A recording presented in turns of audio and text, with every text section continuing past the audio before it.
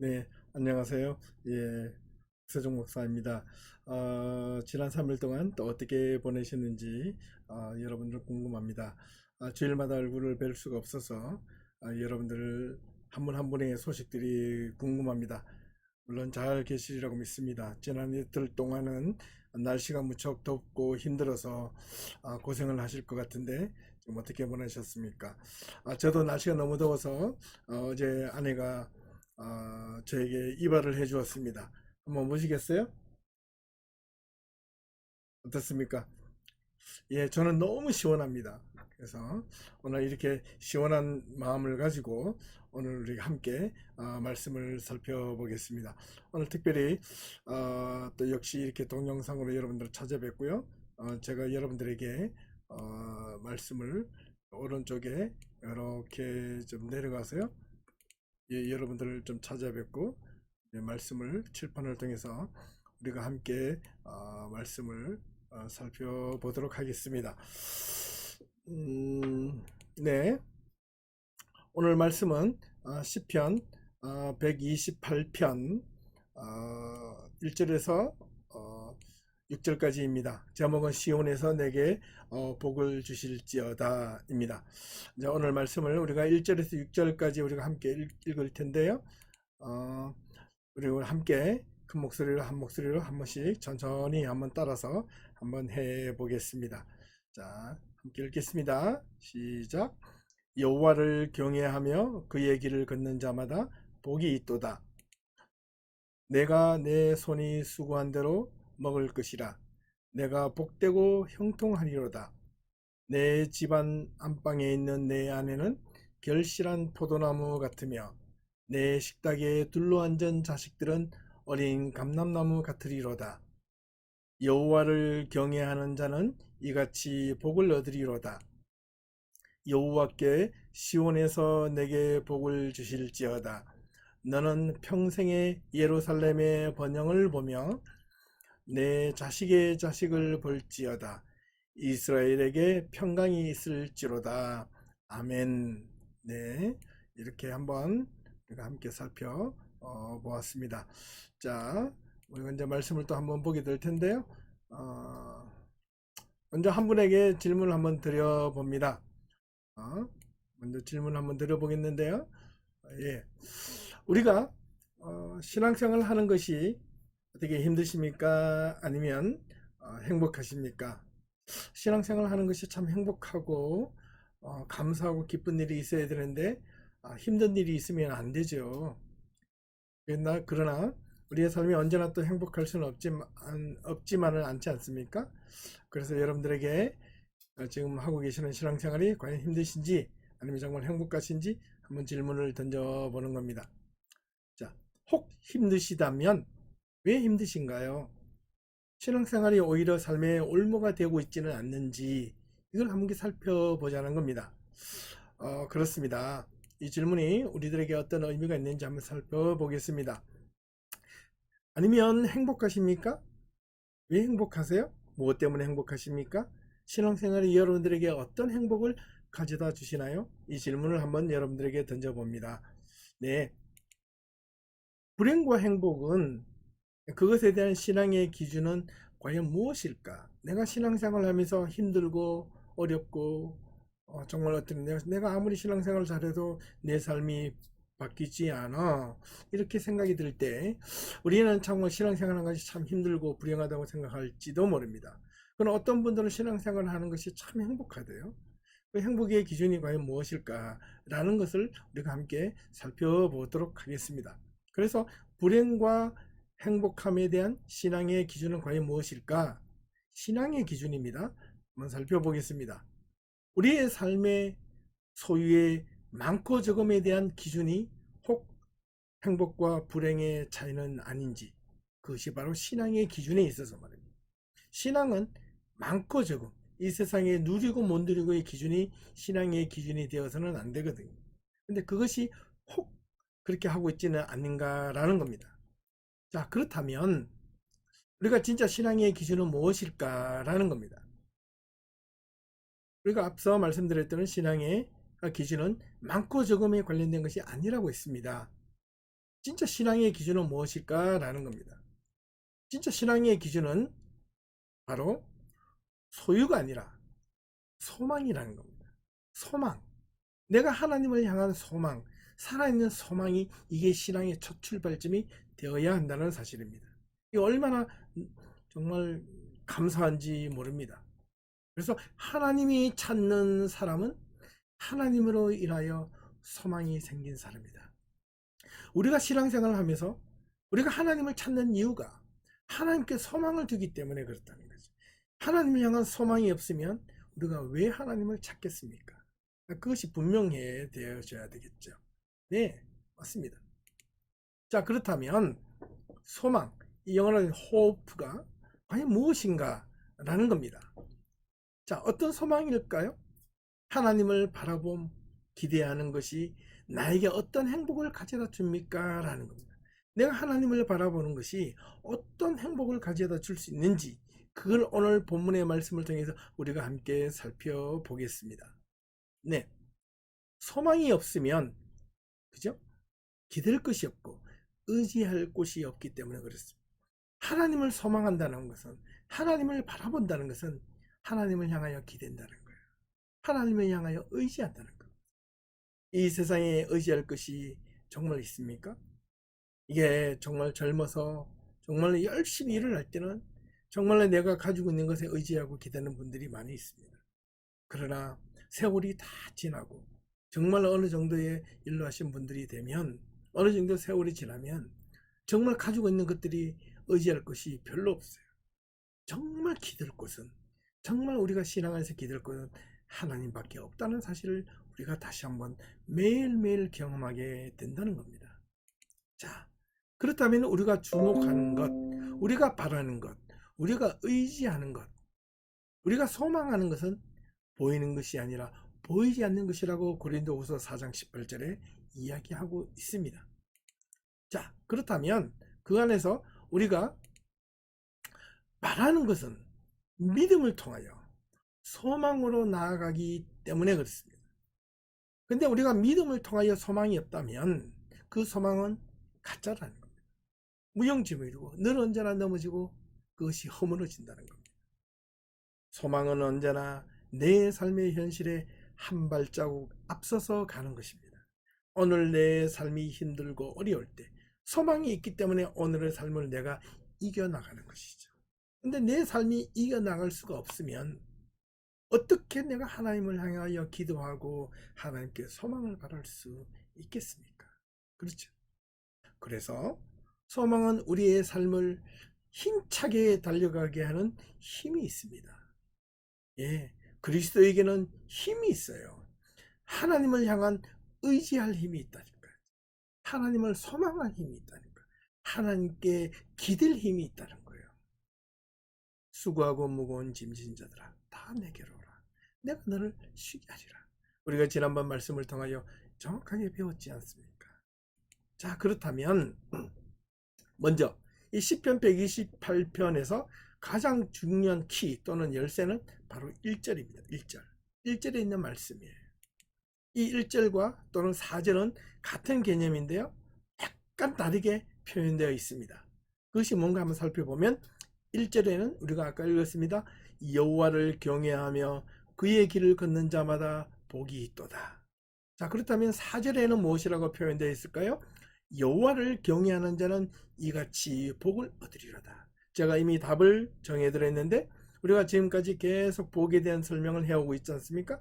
예, 1절에는 여호와를 경외하며 그의 길을 걷는 자마다 복이 있도다 할 때 그 복은 에쉐르입니다. 하지만 4절에 있는 복은 여호와를 경외하는 자는 이같이, 이처럼, 어떻게 2절과 3절에 나와 있는 것처럼 그런 복을 얻을 것이다. 그 복은 바로 발라크, 물질적이고 이게 눈에 보이는 복이라고 말씀드렸습니다. 자, 그렇다면 2절과 3절에 있는 복이 무엇인지 우리가 이해해야 되겠습니다. 여기서도 보면 10편에서 중요한 것은 먼저 에쉐르의 복이 있고 그 다음에 발라크의 복이 따라 나온다는 거예요. 이건 순서가 참 중요하거든요. 눈에 보이는 것보다 이 에쉐르는 물질적인 복이 아니라 행복하다는 거죠. 여호와를 경외하며 그의 길을 걷는 자마다 행복한 사람이로다. 그리고 2절 3절에 어떤 내용이 나옵니다. 그리고 여호와를 경외하는 자는 2절과 3절에 있는 내용처럼 정말 축복을 얻으리로다. 신적인 물리적인 어떤 복이 있을 겁니다. 2절과 3절을 이따가 1절부터 차근차근 살펴보도록 하겠습니다. 자, 1절만 바르게 알면 그러면 2절에서 6절까지 오늘 본문에 있는 내용은 그냥 한꺼번에 다 알게 되는 겁니다. 너무나 쉬워요. 금방 우리가 이해할 수 있습니다. 자, 우리가 왜 하나님의 복 먼저 에쉐를 받아야 하는지 그 스스로 먼저 여러분 물어볼 수 있기를 바랍니다. 내가 왜 하나님 앞에 행복을 얻을 수 있어요? 신앙생활을 하는데 행복이 있어요. 행복해야 돼요. 내가 예배 드리는데도 행복해야 되고, 내가 기도해야 되는데도 행복해야 되고, 내가 하나님의 말씀을 읽을 때도 행복해야 되고, 내가 신앙생활 하는 삶의 전부가 이게 행복해야 된다는 이야기입니다. 자, 그리고 그리스도인이 왜 하나님의 복, 이 행복을 얻으면 그 다음에 이 발라크도 받아야 하는지 오늘 말씀을 함께 살펴봅니다. 우리가 받고 싶은 복은 도대체 무슨 복이야 하는지 제대로 알아야 우리가 하나님 말씀 앞에 바르게 설 수 있지 않겠습니까? 예, 그럼요. 자, 1절 말씀을 이제 천천히 살펴보겠습니다. 오늘은 1절에서 6절까지 그리 길지 않습니다. 자, 먼저 1절. 여호와를 경외하며 그의 길을 걷는 자마다 복이 있도다. 자, 이 말씀을 한번 살펴봅니다. 경외하다라는 것은 히브리어로 야레라는 거예요. 이는 두려워하다. 이건 어떤 물리적으로 힘을 가해서 어떤 이렇게 깡패들이나 어떻게 무서운 사람들이 막 강압적으로 이렇게 하는 게 아니고요. 그 존재 자체가 너무 위험하고 정말 존엄하고 그래서 그 모습 폴스에 그냥 압도되어지는 것을 의미합니다. 그러니까 하나님의 존전 앞에서 하나님을 바라보는 것 자체가 경외하는 거예요. 두려워하는 거예요. 두려워할 때는 조심하는 거죠. 압도되는 힘을 뜻하는 말입니다. 자, 그리고 여호와를 경외하며 그의 길을 걷는 자마다 복이 있도다. 그의 길, 우리가 여러 번 이야기했습니다. 히브리어로 델렉, 길, 도, 예, 하나님의 말씀, 길도자를 쓰는 거죠. 네, 그럼요. 도를 다시 말하면 복이 있다. 예, 길, 하나님의 말씀, 하나님의 법, 하나님의 길을 따라 사는 자는 복이 있다. 여기서 에쉐르라고 말씀드렸지 않습니까? 예, 행복한 사람입니다. 하나님을 두려워하고 하나님의 말씀을 따라 사는 자는 행복한 사람이다. 근데 우리가 신앙생활을 할 때 행복하지 않으면 누가 행복하겠습니까? 신앙생활을 할 때 행복함을 느껴야 됩니다. 하나님을 경외하는 행복함, 또 하나님의 말씀을 붙들고 살아가는 행복함을 느껴야 한다는 겁니다. 자, 그 사람. 자, 그렇다면 여호와의 여호와를 진심으로 공경하고 두려워하며 그의 말씀, 그의 길을 따라 사는 자는 행복한 사람이라. 그럼요. 자, 그렇다면 이런 사람은 도대체 어떤 사람일까? 여호와를 진심으로 공경하여 그분의 말씀을 따라 사는 만큼 행복한 사람이, 행복한 신앙인이 또 어디 있을까라는 이런 표현입니다. 참 놀라운 표현이죠. 그럼요. 자, 그렇다면 2절 한번 보실까요? 내가 내 손이 수고한 대로 먹을 것이라. 내가 복되고 형통하리로다. 자, 여기에서 고대 이스라엘에서는 자기 손으로 수고하고 노력한 대로 다 얻을 수가 없었습니다. 수고하고 수고한 대로 먹을 수가 없었어요. 왠지 아세요? 예, 예를 들면 내가 100을 열심히 노력하고 노동을 하고 수고했지만 100을 얻지 못하는 겁니다. 일반적으로 겨우 많아야 50, 60 정도. 예, 못하면 한 30, 40도 겨우 얻는 거예요.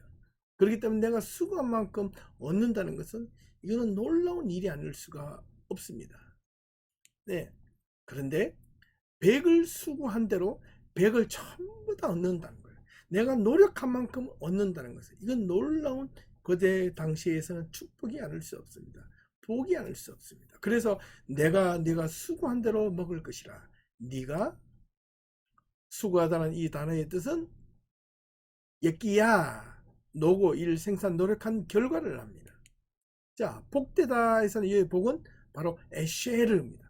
예, 1절과 2절의 복되다는 이 말입니다. 그리고 형통하다는 맛은 이게 토브라는 히브리어인데 잘되다, 좋다, 예, 아름답다, 모습이 보기에 참 좋구나. 자, 그렇다면 네가 수고한 대로 노력한 결과를 그대로 얻을 것이, 그것은 바로 하나님 앞에서 행복하고 좋은 모습이로다.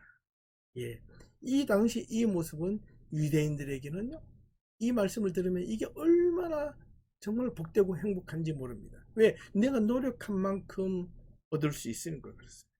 노력만큼 얻지 못하면 얼마나 힘이 빠지겠습니까? 그죠? 복되고 형통한 것만큼 감사한 일이 또 어디에 있을까? 예. 자, 무엇이 복되고 무엇이 형통해야 하는가? 감사한 일이 될 것인가라는. 자, 우리가 앞서서 아까 보셨죠? 1절에서 4절과 여호와를 경외하는 것이 이제 2절과 3절에 4절에 나옵니다. 2절에는 첫 번째는 내가 내 소원이 수고한 대로 먹을 것이라 내가 복되고 형통하리로다. 예, 이게 행복하고 옳고 잘된 일이다. 근데 이게 물질적인 것이죠? 이게 발라크의 개념이 2절에도 들어있죠? 네, 그렇습니다. 근데 첫 번째 하나님 앞에 행복함을 느끼는 사람이 두 번째 발라크로 가는 거예요.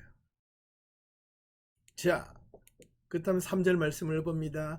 내 집 안방에 있는 내 아내는 결실한 포도나무 같으며 내 식탁에 둘러앉은 자식들은 어린 감람나무 같으리로다. 자, 왜 이 표현을 썼을까라는 겁니다.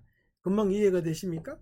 내 집 안방에 있는 내 아내는 결실한 포도나무 같으며 내 식탁에 둘러앉은 자식들은 어린 감람나무 같다. 여기 포도나무와 감람나무는 이게 유대적 표현에서는 아주 중요한 의미를 차지합니다. 이게 뭔가 한번 살펴볼까요? 아내가 결실한 포도나무가 뭘까요? 자식들은 왜 어린 감람나무로 표현했는가입니다. 한번 살펴보면 중요합니다. 내 집 안방과 내 식탁에 둘러앉은 자식들을 한번 머릿속으로 상상을 해 보십시오. 이것이야말로 얼마나 평온하고 행복하고 감사한 일입니까? 그죠? 자식들 식탁에 둘러앉아서 종알종알 대면서 서로 막 깔깔거리며 음식을 먹으며 웃고 있다고 생각해 보십시오. 예, 사랑하는 아내가 정말 안방에 앉아가지고 옛날에는 없었겠지만은 이렇게 TV를 보면서 편안하게 있는 것만큼, 예, 이 현대인들은요, 예, 나이가 들수록 이 아내분들에게 잘해드려야 됩니다. 예, 저는 좀 잘 못하는 축에 속하는데 늘 미안한 마음이 있는데요. 우리 남편 되시는 우리 장로님, 집사님, 우리 모든 분들, 우리 아내 되시는 우리 권사님, 집사님, 사모님, 우리 모든 분들에게 정말 잘해 주시기를 부탁합니다. 우리 여자 집사님, 권사님들, 아멘. 남자 우리 장로님, 권사님, 저 목사, 우리 모두 힘내시기를 부탁합니다. 내 안방과 내 집의 식탁에 둘러앉은 자녀들을 정말 그런 행복한 모습을 생각하십시오. 그런 어떤 모습입니까? 이게 바로 일상의 소중함을 느끼는 거예요. 근데 그것은 평안함에서 오는 겁니다. 평안하지 않으면 어찌 아내가 안방에서 가만히 평온하게 누워 있을 것이며 자식들이 식탁에 둘러앉아서 종알종알거리면서 재미있게 음식을 먹으며 즐길 수 있겠습니까? 그거는요, 집안이 평안해야 된다. 평안한 집안, 평안해야 됩니다. 자, 그러면 이 평안은 또 어디지 되는가? 여기서 포도나무와 감람나무라가 상징하는 그 의미는 바로 고대인들에게 또는 특별히 유대인들에게 삶의 소중한 도구들이었습니다. 생존의 수단입니다. 포도나무는 음식이거든요. 포도주를 마시는 거거든요. 감람나무는 무엇입니까? 등불입니다. 삶과 종교적으로 신앙적으로 이 포도나무와 감람나무는요 아주 중요한 의미를 차지했습니다. 중요한 도구입니다. 정말로 중요한 도구입니다. 네. 자, 그렇기 때문에 이 포도나무는 주식이요, 감람나무는 등불입니다. 그래서 아주 소중하다는 뜻입니다. 왜 그런지 아시겠죠? 왜 아내는 음식을 장만하잖아요. 자식은 등불이잖아요. 미래에 대한 등불이지 않습니까? 다 그런 어떤 의미하는 상징들이 다 있습니다. 4절 말씀을 보겠습니다. 여호와를 경외하는 자는 이같이 복을 얻으리로다. 이같이가 뭡니까? 두 번째 2절에서 말한 복은 무엇이었습니까? 여기서 말하는 복은 발라크라고 그랬죠. 예, 발라크는 물질적이고 외형적인 눈에 보이는 축복입니다. 이같이 2절과 3절에 있는 것처럼 2절에서는 뭐냐, 네가 네 수고, 내 손에 수고한 대로 복을 얻을 것이고 그것이 형통할 것이라는 거예요. 수고한 대로 얻는다는 거, 이 복이 있고요. 그 다음에 세 번째의 복은 어떤 복이냐고요? 내 가정의 평안의 복입니다.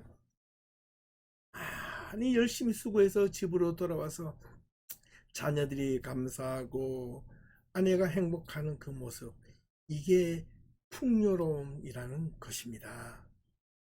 가정의 소중함이죠. 자, 여기서 경외, 야뢰, 두려워하는 겁니다. 예, 이같이 2절과 3절 1절에 보면 여호와를 경외하는 자는 어떻다고요?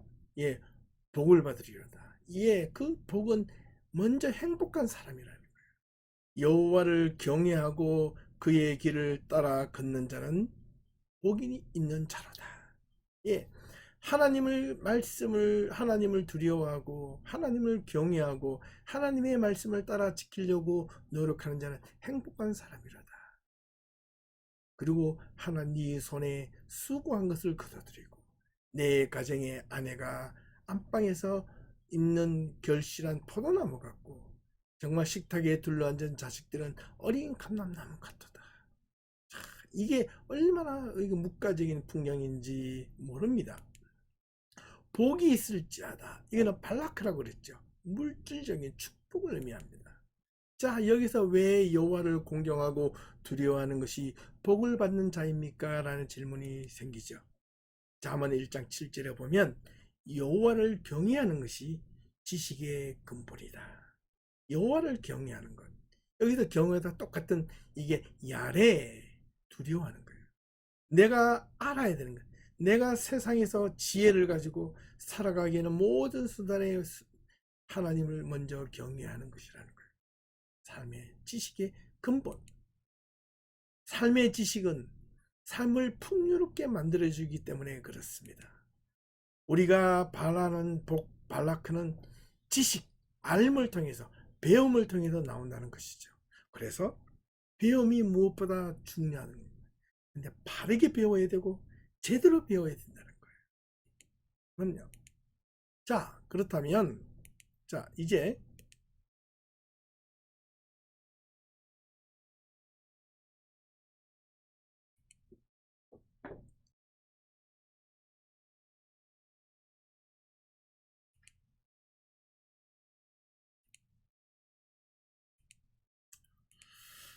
오전의 말씀에 다시 한 번 더 돌아가면 여호와께서 시온에서 내게 복을 주실지어다. 너는 평생의 예루살렘을 번영을 보며. 자, 여기에서 여호와께서 시온에서 내게 복을 주실지어다. 너는 평생의 예루살렘의 번영을 보며, 이렇게 한글은 좀 떨어지게 번역을 해 놓았는데요. 이 시온이란 말은 이 영어에서 자이온이라는 뜻, 예루살렘 곁에 있는 어떤 하나의 지명적인 산을 뜻합니다. 하지만 선지서에 보면 예루살렘에 대한 다른 이름으로 쓰여지기도 합니다. 자, 하지만 이 말은 여호와께서 내게 시온에서 내게 복을 주시지어다. 시온이 어디를? 예루살렘. 예루살렘은 성전이 있는 것이죠. 하나님의 예배가 있는 곳, 말씀이 있는 곳, 하나님 앞에 경배하는 곳에, 그곳에서 내게 복을 주실지어다. 그래서 우리가 예배하는 자리, 하나님 앞에 함께 모여서 예배하는 자리가 얼마나 중요한지 모릅니다. 우리는 그것을 지금 사모하고 있지만 이런 코로나 19 때문에 상당히 힘들어하고 있죠. 예, 코비드 19이 우리의 모든 삶을 다 이렇게 흐트러져 놓았다 해도 우리가 하나님 앞에 우리가 정해진 시간에 예배를 드리는 것은 멈출 수가 없다는 겁니다. 여호와께서 시온에서 내게 복을 주실지어다. 여호와께서 하나님 앞에 예배 드리는 그 장소에서 내게 복을 주실지어다. 이 시편 128편의 기자가 하나님 앞에 예배 드리는 자에게 복을 주시기를 원하신다는 겁니다. 너는 평생에 예루살렘의 번영을 보며, 예, 그 복을 주다는 것은 역시 발락입니다. 예, 축복을 의미하는 겁니다. 평생의 예루살렘의 번영을 보며, 평생이란 말은 히브리어로 예메 하이카라는데 네가 살아있는 날 동안, 예, 네가 살아있는 날 동안 정말로 네가 하나님의 예루살렘의 번영을 보며, 번영 이 말은 투브라는데 토브 좋다는 말에서 유래가 되었습니다. 선하다, 아름답다, 복지다, 잘되다. 자, 이렇게 번역을 했습니다.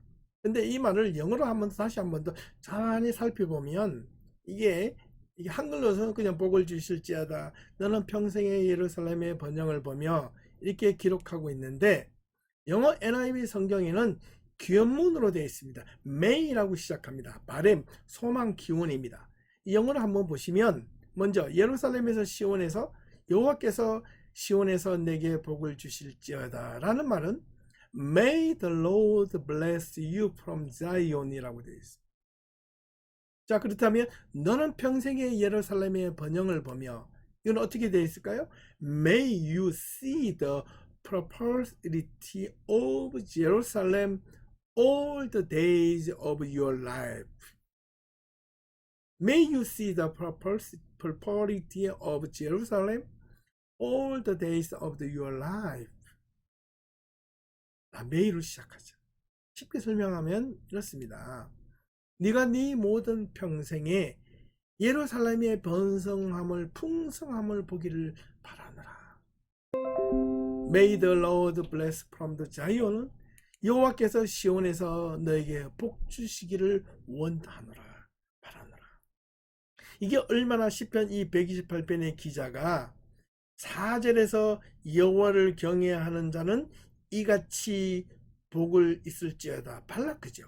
그 복이 물질적인 그 복이 처음에 행복에서 시작해서 물질적인 복으로 내려오는데 그 복이 어디로부터? 시온에서부터 하나님 앞에 예배 드리는 공간에서부터 시작돼서 그것이 평생에 예루살렘의 번영을 보며 그 예루살렘이 어디입니까? 하나님께 예배 드리는 장소이지 않습니까? 그 예배 드리는 장소가 우리 신앙의 공동체의 장소요.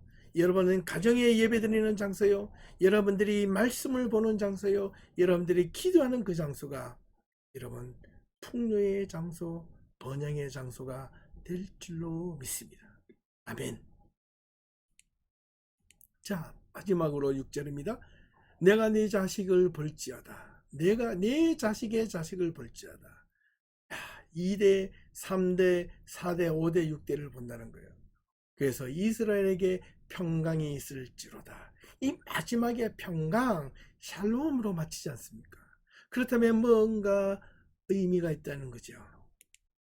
예루살렘의 번영과 내 자식은 또한 번영이다. 내 자식의 자식은 번영입니다. 자식의 자식, 자자손손. 최고의 번영, 최고의 잘됨은 무엇일까요? 그것은 바로 평강이라는 겁니다. 평강, 샬롬이라는 사람의 평안한 것만큼 최고의 번영은 없습니다. 물질적인 모든 것을 가진다 할지라도 마음의 평안이 없고 집안의 평안이 없고 사회의 평안이 없고 국가나 이 모든 것에 평안이 없다면 불안해서 살 수가 있겠습니까? 그래서 하나님 앞으로부터 받는 최고의 번영, 최고의 잘됨은 바로 평강입니다. 마지막에 그래서 히브리어 시편 128편의 기자는 마지막 구절을 이스라엘에게 평강이 있을지로다 이렇게 하고 마치는 거예요. 이게 놀라운 말씀이 아닐 수 없습니다. 이스라엘, 예루살렘과 내 자식의 자식들 모두를 포함하는 말입니다. 우리에게 최고의 번영인 이 평안을 소망해야 합니다. 그래서 제가 처음 시작할 때 소망이라는 단어를 들었죠. 우리는 하나님께 무엇을 가장 많이 기대해야 될까? 자, 첫 번째, 평안. 행복해지기 위해서 평안을 강구해야 됩니다. 평안이 첫 번째부터 마지막까지의 이 시작과 끝이라는 겁니다. 그것이 바로 최고의 번영의 복은 평강이라는 뜻입니다. 그렇다면 시편 128편에서 가장 큰 평강을 얻으려면 어떻게 하여야 된다고 이 시편 128편은 가르치고 있는가? 짧습니다. 6구절밖에 따지 않는데 첫 번째 1절에서 여호와를 경외하는 것, 두 번째 그의 길을 걷는 것, 바꾸어 말하면 하나님의 말씀을 따라 사는 것. 그러면 하나님은 우리에게 어떠한 평강의 복을 주시는가입니다. 그 평강은요, 내 집안에 있는 아내에겐 결실한 포도나무 같게 해주고, 내 식탁에 둘러앉은 자식들은 어린 감람나무 같이 같고, 여호와께서 어디에서 평강의 복을 주시는가? 바로 평생 동안 예루살렘의 번영을 보며 예루살렘을 통하여 내 자식의 자식을 볼 것이다.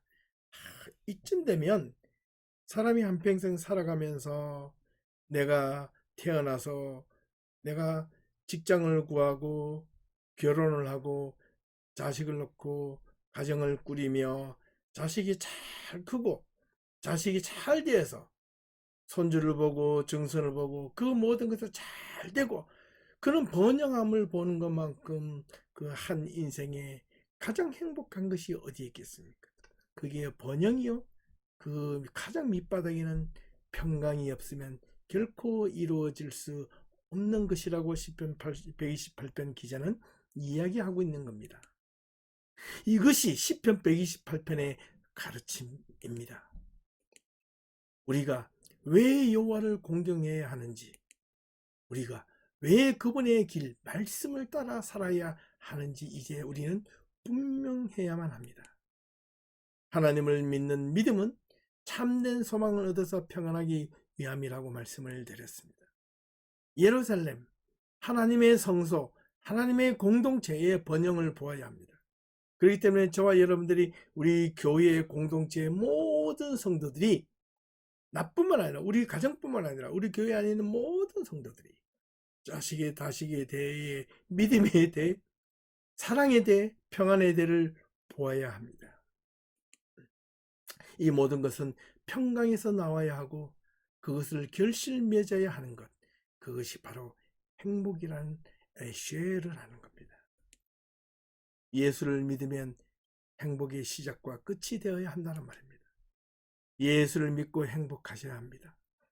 예수 믿어서 감사하는 나라들이 많이 될 수 있기를 바랍니다. 힘든 일이 있어도 감사할 수 있어요. 행복이라고 해서 막 고되지 않은 것이 아니라 힘들고 어려워도 행복할 수는 있습니다. 그렇습니다. 저는요, 이 말씀을 준비하면서 얼마나 감사하고 행복한지 모릅니다.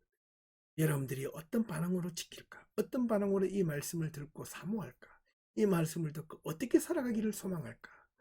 그렇기 때문에 밤을 새워서 준비하고 이 말씀을 조금이라도 정확하게 전달해 주고 싶어서 정말 이런 방법 저런 방법을 다 사용해 본답니다.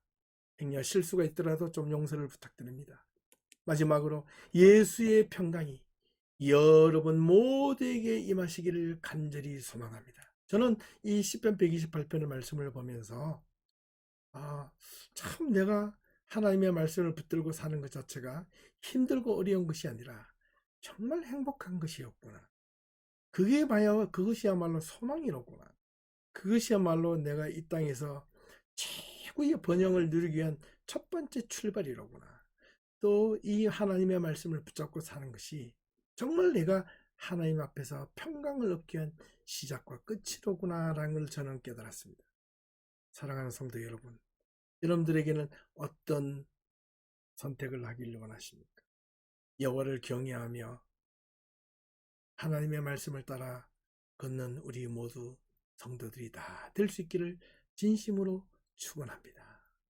남은 한 주간 동안도 여러분들 감사하고 행복하고 평안한 삶이 될 수 있기를 주님의 이름으로 축원합니다. 감사합니다. 주일날 만나겠습니다.